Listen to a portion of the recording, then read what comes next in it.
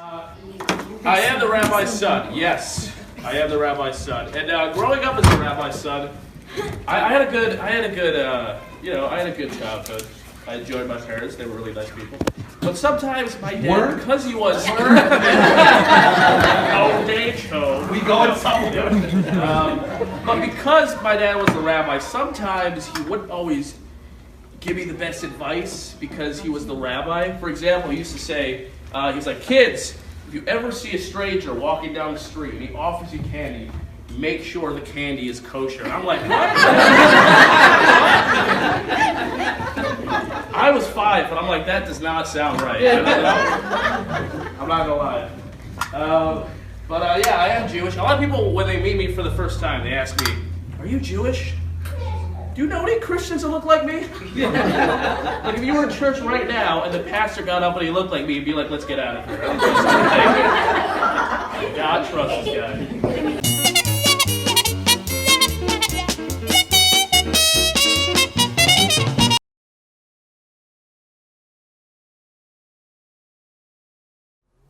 Do you think that it's more important maybe to be a religious Jew, or is it more important to be, if you're not, you don't feel good being a religious Jew and you decide to do something else with your life, is that more important?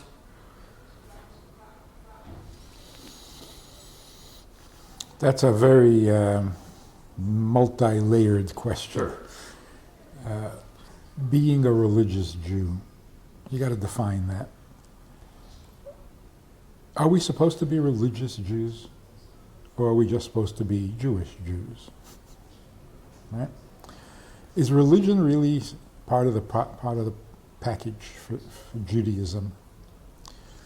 I think not, and it's a big mistake. Nobody asks people to be religious. That's not Jewish.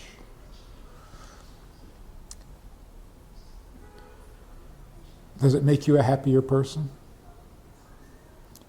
What kind of happiness are we talking about?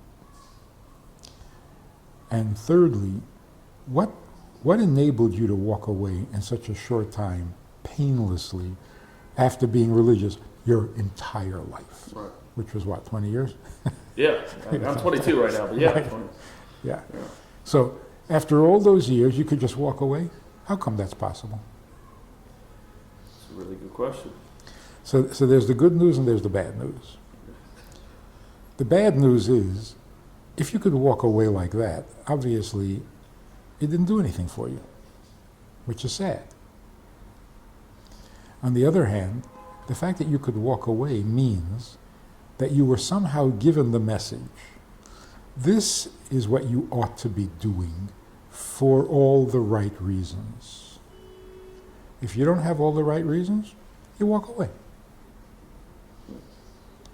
So that freedom that you had to be able to walk away is really built into the philosophy itself.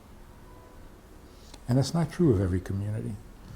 In most communities, walking away is a very painful disengagement. It means that you're going to be shunned, and you're going to be condemned, and that's what keeps you, not the real reason for you to stay.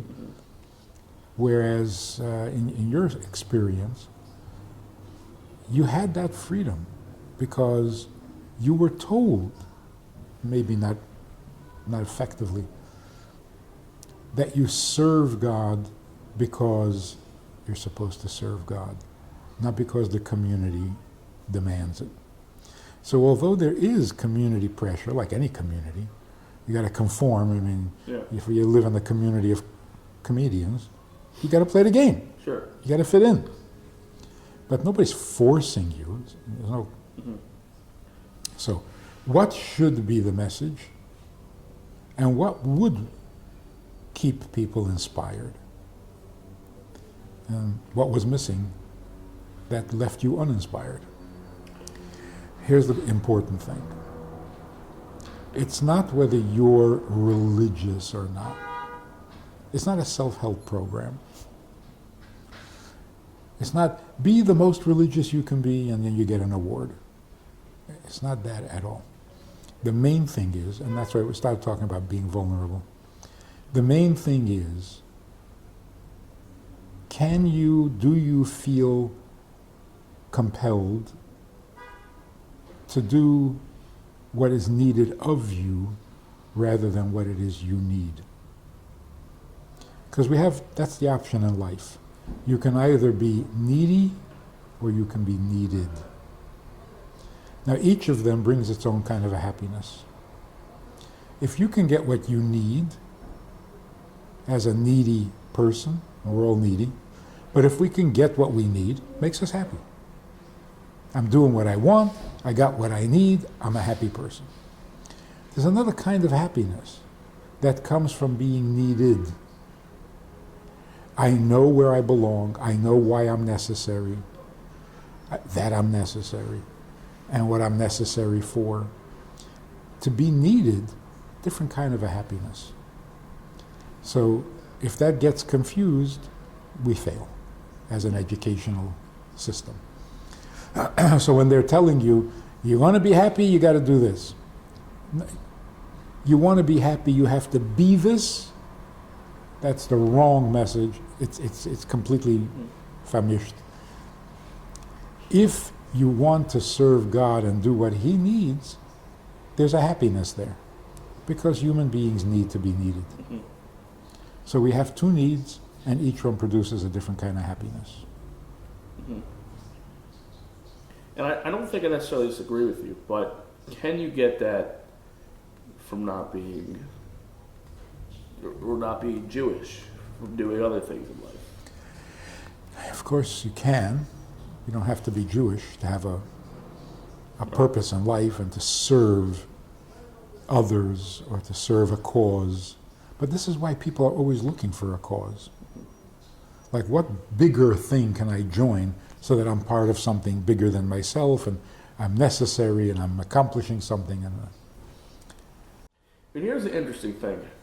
Because when I became not religious, and I know you seem not to like that word, but when I, stepped out of the community and doing a lot of what religious Jews do, I wasn't really mad at anybody. I wasn't really mad at anything.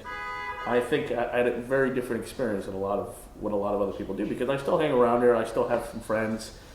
Do you think that in general the community has become more about the culture and less about the actual Judaism itself? Because that's something I've felt, and I think a lot of people feel that way today.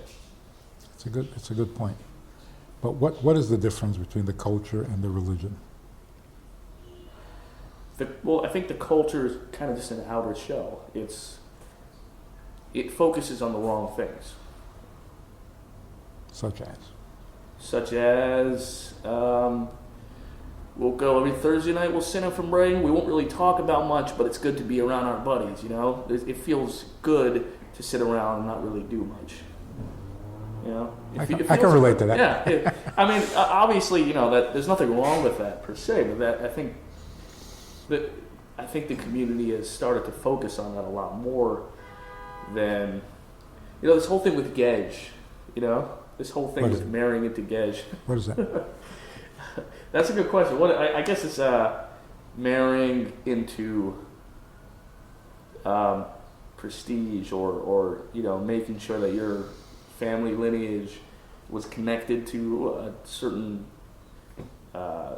people, etc. I'm like Baal Tshuva is people who a lot of this community has a real problem with marrying into it, and they want to specifically. That's just one example where it's like that doesn't really matter. Who cares about that? That's not Judaism. That's nothing to do with Judaism. So that's the culture. I think there's a lot of culture involved here. And what would Judaism be? I think Judaism. That's a great question. I don't know if I've totally explored that. But I think it has a lot more to do with what actually you're supposed to do as a Jewish person. Let's run that down. Okay.